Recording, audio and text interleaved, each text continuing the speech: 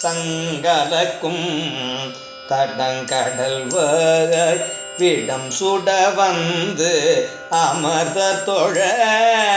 விடம் சுட வந்து அமரர் தொழ அங்கலக்கண் தீர்த்து விடம் உண்டு வந்த அம்மானே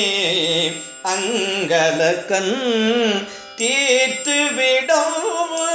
உண்டுகந்த அம்மானே எங்கலக்கும் உடல் பிறந்த அறிவிலியே செறிவின்றி